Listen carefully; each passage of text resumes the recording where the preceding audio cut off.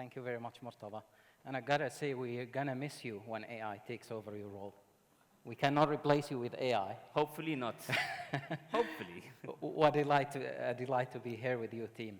And thank you, Dr. Al, for reminding us of a time that I personally don't want to be in. Mainframes? Oh, God. I'm glad that we didn't see those. It's quite a very quiet room, so probably before we start, just to get a feeling of the audience that we have here, and if we can have a show of hands of people from government here. How many do we have? Okay, got some. Energy, oil and gas, my people. Okay, banking, we used to get a lot of bankers here. Oh, good. Okay. Okay, so in the next 15 minutes or so, I would like us to answer 3 questions.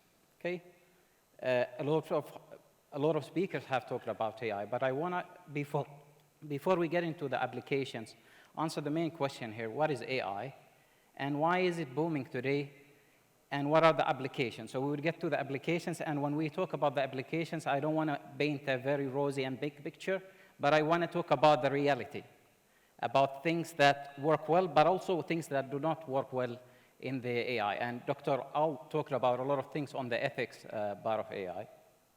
Okay. So to me, when I look at AI, we're basically talking about a collection of tools. AI is probably the term that you would hear in such a conference, in a sales pitch, in presentations, usually. But behind AI, we're basically talking about a collection of algorithms we refer to as machine learning algorithms. These machine learning algorithms, we could subdivide them into what we call supervised machine learning, which basically uses what we call label data to recognize the patterns. And the other category is basically unsupervised, where the machine automatically uses the data to basically to segment or to provide you with a customer segmentation. A lot of the presentation yesterday were talking about customer-based segmentation, about employee segmentation. So that's what unsupervised machine learning.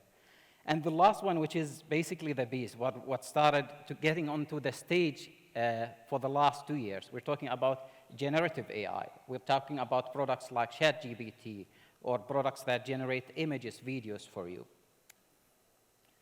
Okay, so if we look at it from high level, we're basically talking about narrow AI, and we're basically talking about models that are able to carry out one specific task, and they cannot go beyond it. So this is what we usually, this is the supervised and the unsupervised machine learning.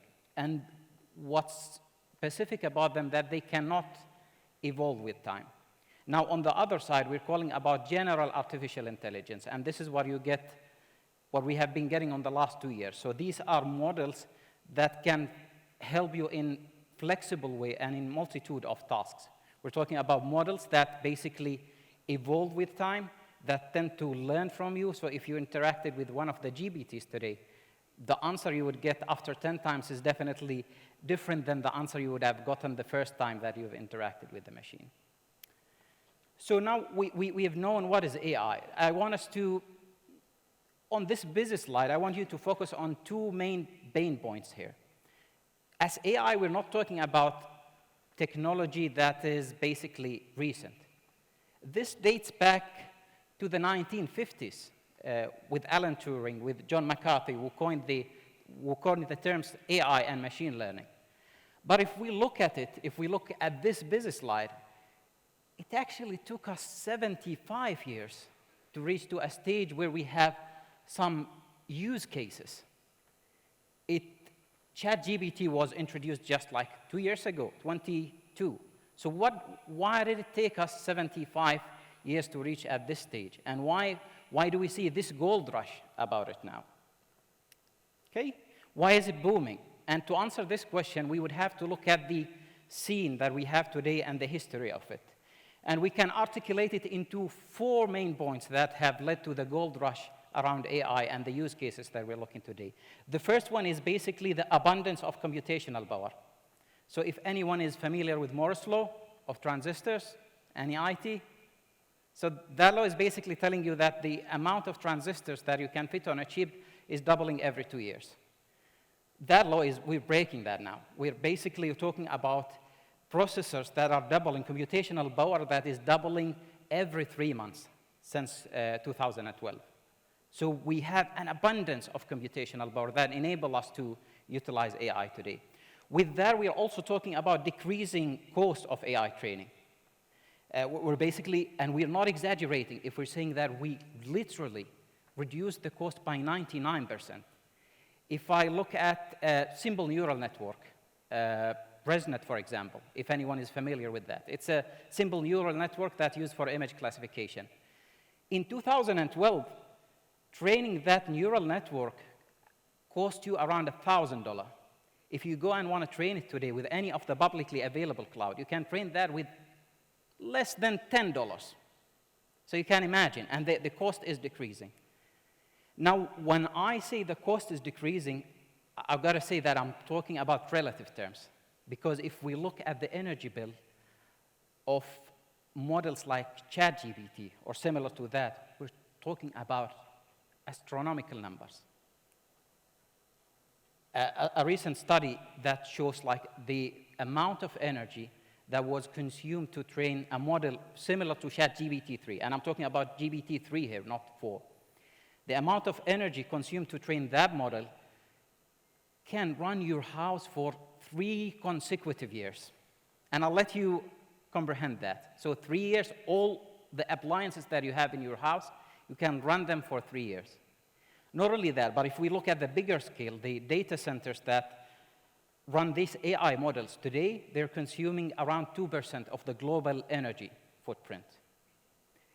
This 2% is more than what we consume as a country, more than what we consume in Oman. And that's one of the main reasons that we're seeing the advancement. The third reason is the data abundance.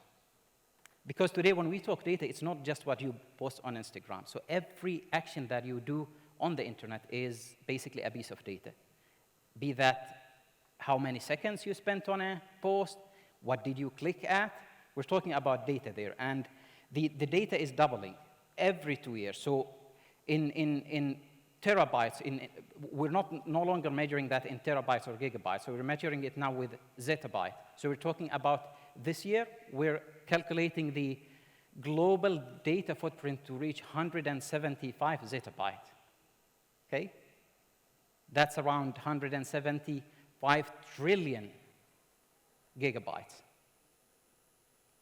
It's basically a number with 12 zeros preceding it. So you can imagine the volume of data that we can use to train these models.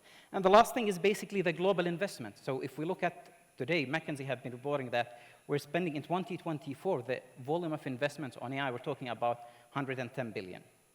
And it's basically because of, there is a value. The opportunity market for AI, we're talking about,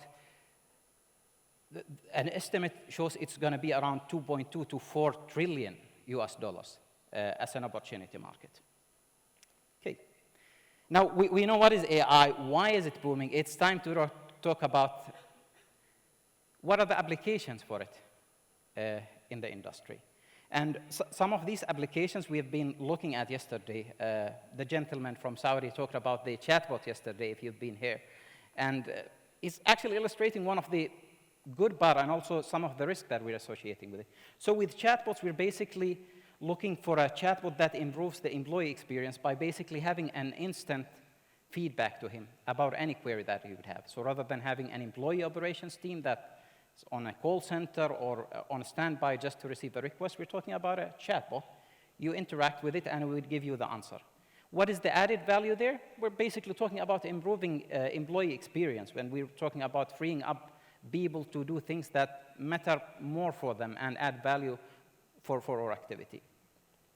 What is the risk? Well, hallucination is a big risk there, gotta say. And I hope this video works. AV folks, can you start the first one? So this is if you've been following the news, this is a recent chatbot that was released by one of the delivery companies in the UK. I wouldn't name the company, but basically they're trying to put it in place of their customer center, okay? It went viral, okay? I hope you can start the video on the left-hand side. Omar, click on the green button, let's see if it plays. Yep. have a read through that one. So this is a customer interacting with that bot. Okay?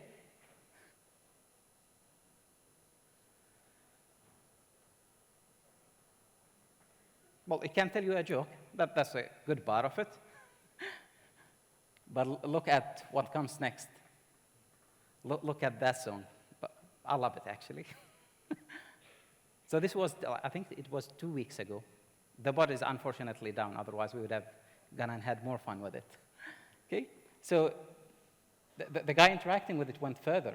Can you recommend me a better delivery company and give me the bad side of you? Okay? So it's telling him that the company is the worst delivery firm in the world. Okay? And you shouldn't rely on it. You should look for other alternatives. It went further, actually. It started swearing at a customer, if you look at that one, and I'm masking the bad words that the bot have on, on that interaction. So is this something that you want to have for your organization? Definitely not. And that's basically hallucination in action.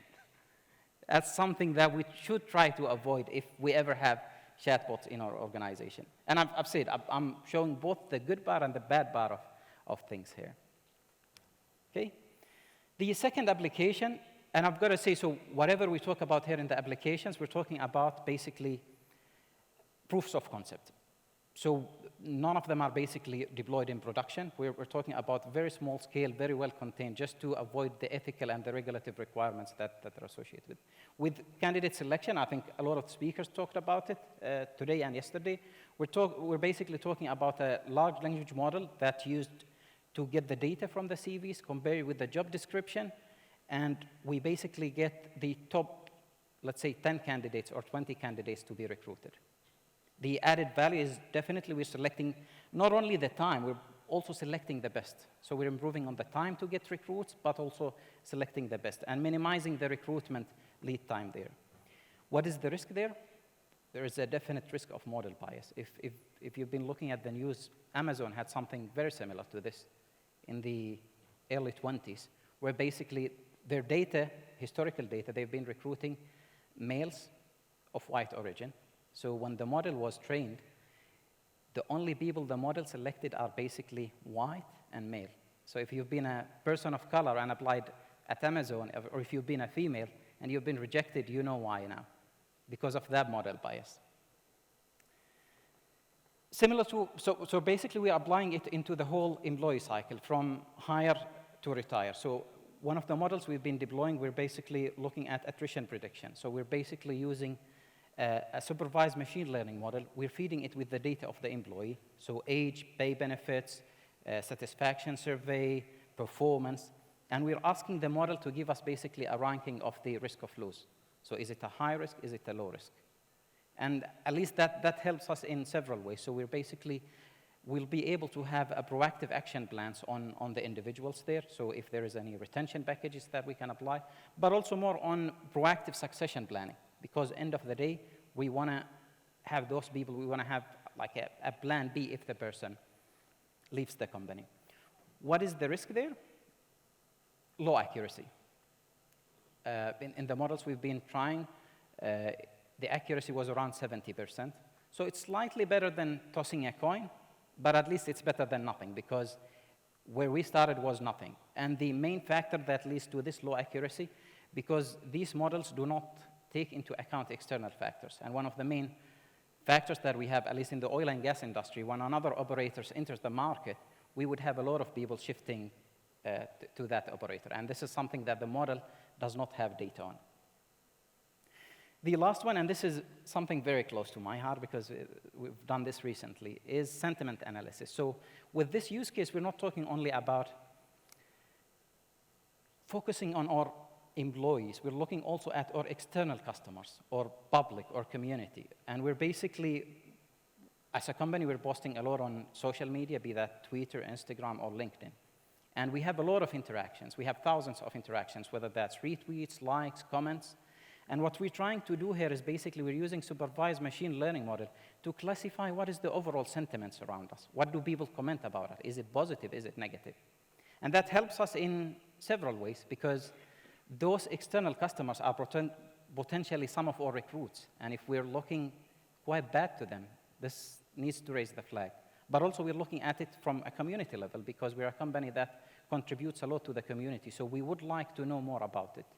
And in a nutshell, we're basically, for the interactions we have, we collect that data and we're basically applying a model to tell us, is it positive, is it negative, and how is it performing throughout time, to tell us more about the atmosphere about our brand. The risk there is the low sentiment score or confidence when it comes to dialects, because a lot of these models are either trained on an English context or on standard Arabic content. So if you go and talk to it in a different dialects or use sarcasm, that's where our models would usually fail. Okay, before we finish, I probably want to debunk a few of the AI myths that we have here. And I know Murtada is showing me 2 minutes, so hopefully we'll finish it between on time, okay?